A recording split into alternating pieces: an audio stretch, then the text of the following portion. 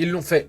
Ils l'ont fait hier soir. Les Marseillais ont réussi à s'imposer contre le Paris Saint-Germain. Ça faisait 14 ans qu'ils n'arrivaient plus à battre le PSG au Vélodrome depuis l'ère Qatari, tout simplement.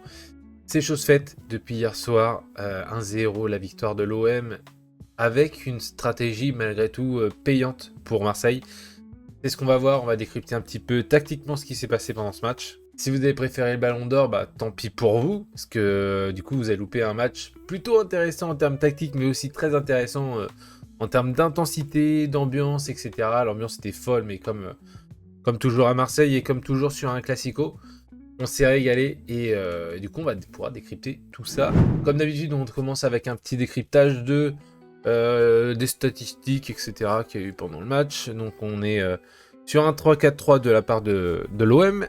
Du côté du PSG, on est sur un 3-5-2. Ouais, ça s'articulait un petit peu différemment. Pour moi, c'était plus un 4-3-3, mais qui bougeait bizarrement. On va pas forcément voir le PSG parce qu'on va s'intéresser plus à la tactique de Marseille et ce qu'ils ont fait pour déstabiliser cette équipe du PSG. On va juste faire un petit point stat. Donc on voit le PSG qui a 0,67 d'expected goal, c'est extrêmement peu.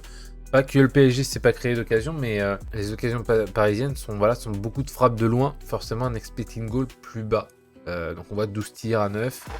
Un match plutôt équilibré, pas dans la possession bien évidemment, hein, ça reste le PSG. Voilà, 17 tacles à 19 tacles. Est-ce qu'on a le nombre de fautes? Il y a eu beaucoup de fautes de l'OM.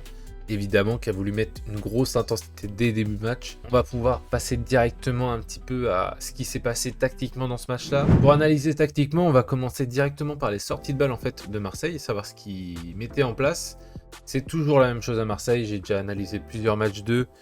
J'ai déjà fait des vidéos aussi sur eux pour des matchs précédents. La sortie de balle est toujours la même si là... elle varie mais très peu, mais dans l'intention c'est la même chose, c'est des latéraux très écartés. On voit que Weah qui est piston se retrouve très haut sur le côté, d'accord, comme ailier par exemple, et c'est Pavard qui va prendre le côté. Le but est d'écarter au maximum forcément la défense parisienne, ce qui a plutôt marché, puisque dans les premières minutes, sur les relances, l'OM arrive à gagner du temps sur le PSG et à construire en repartant néanmoins de derrière, soit par l'intermédiaire de on trouve un milieu de terrain, on remet le ballon, ou bien on trouve un Balerdi après, on trouve quelqu'un un peu plus bas, quelqu'un qui est face au jeu, et soit ensuite, hop, on cherche pas, on allonge, on va chercher un mec devant, Greenwood ou Guéry, ou bien on va chercher plus sur un côté, Weah, ou bien un Pechao un peu plus loin, mais le but c'est vraiment d'attirer cette défense, ce bloc haut parisien, l'attirer très très haut pour créer de l'espace dans cette zone-là. C'est toujours cette zone-là que De Zerbi cherche à libérer pour créer de l'espace et pour venir jouer dans cet espace-là. On le verra sur la deuxième période, mais sur la première mi-temps, cet espace-là est créé, mais ils n'en profitent pas tant que ça. Enfin, pas énormément. Ils vont plus chercher les côtés pour essayer de construire et de déstabiliser. Là, on voit contre Balerdi, forcément, ça bouge. Donc, comme je l'ai dit, Ramos vient bloquer plus la relation entre Aguerd et Balerdi. Ruiz va monter, Gvara aussi, ce qui libère Pavard, qui arrive souvent à avoir le ballon en décalage. Ou bien, comme je l'ai dit, directement un Weah, parce que Mendes n'a pas hésité aussi à venir plus haut pour chercher Pavard. Et du coup, ça décale tout le monde. La stratégie qui a fonctionné pour Marseille, c'est pas forcément sur les relances, parce qu'au final, il se crée pas l'occasion de but sur des relances, mais c'est plus sur le pressing. Ils sont arrivés, les Marseillais, exactement dans la mentalité qu'il fallait pour aborder ce match contre le PSG. Le PSG, on le sait, avait des absents offensivement. Au milieu de terrain, il manque quand même Joao Neves, qui est quand même un acteur important de ce milieu de terrain. Zaïre Emery, on l'a vu un peu plus emprunté, enfin pas au niveau forcément de Joao Neves. Et bah du coup Marseille, avec l'ambiance, avec les histoires, Ballon d'Or, etc. Il manque des joueurs qui sont pas là. Avec le contexte de match reporté et toute l'ambiance qu'il y a autour de ce match-là, parce que l'ambiance était incroyable au Vélodrome, comme d'habitude. Mais il y a un sentiment avec les joueurs qu'on a, on peut le faire. Et du coup, pendant les 5-10 premières minutes, bah déjà les premières minutes, puisque le but arrive à la 3e minute, les premières minutes, on a une grosse intensité de Marseille et on a une équipe du PSG qui n'arrive pas à ressortir ses ballons parce que Marseille quadrille tout le terrain. Gouiri s'occupe de Zabarni. L'objectif, c'est d'empêcher la relation avec Vitinha. Hochberg est chargé du pressing du Vitinha pour éviter qu'il soit à la relance. Et Fabien Ruiz, on l'a vu, pressé par un O'Reilly, très en difficulté. Et ce qui amène notamment le but, avec Ruiz qui se retrouve collé à la ligne de but et qui perd techniquement un ballon qui met en corner. Et à la suite de ce corner, l'OM se crée cette occasion qui mène au but. On a un Weah très haut qui va chercher Mendes. Donc on a une animation défensive de l'OM qui est beaucoup basée sur l'intensité et sur une hauteur de bloc très haut pour récupérer le ballon rapidement et vite se projeter. Pas laisser le temps à l'équipe du PSG de se mettre en place, de construire et de créer des décalages. Ce qui fonctionne très bien et ce qui nous amène au but. Donc là on voit, donc c'est après le corner qui est dégagé, donc on a encore des défenseurs qui sont ici. Vous avez Benjamin Pavard qui est ici, il y a Haggard qui est dans le tas là, ça c'est Weah qui est ici, et donc là on a Greenwood qui a le ballon, et donc voilà, donc il y a de la présence dans la surface. Le PSG est déjà un petit peu en difficulté parce que là il y a 2 joueurs qui sont laissés libres. On voit que on revient au marquage, Marquinhos va revenir aussi, hop, vous allez le voir là, Marquinhos revient un petit peu dans l'espace pour cadrer, et là on a un Naïef Haggard qui est toujours seul. Sur ce centre-là de Greenwood. Des joueurs du PSG qui n'ont pas de marquage. Donc un petit défaut de marquage du PSG. Mais en même temps, ils subissent la pression du début de match. Ils sont acculés dans leur défense dans les premières minutes. C'est une équipe qui n'est pas du tout habituée à vivre ce genre de situation-là. Et du coup, ils sont en grande difficulté sur ce début de match. Et ils ont du mal à se positionner.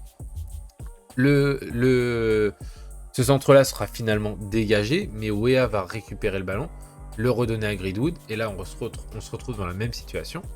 Greenwood qui est entré de la surface, qui est cadré. On a un Fabien Ruiz qui vient faire la couverture très intelligente de Mendes pour pas qu'il se fasse déborder. Matt O'Reilly qui est dans la surface. Weah qui n'a pas de marquage, qui est plutôt libre. À voir qui devrait marquer Weah. On a 2 joueurs, Haggard et Gouiri, qui embêtent un petit peu Zabarni. Et en même temps, Zaïre Emery qui revient. Marquinhos qui sait pas trop s'il doit rester sur Haggard ou s'il doit aller sur Pavard qui est tout seul au deuxième. Il fait le choix de rester sur Haggard. Le centre arrive. Et là, qu'est-ce qui se passe? On a 2 joueurs sur Gouiri. Zabarni a choisi de prendre Gouiri. Marquinhos, on sait pas trop.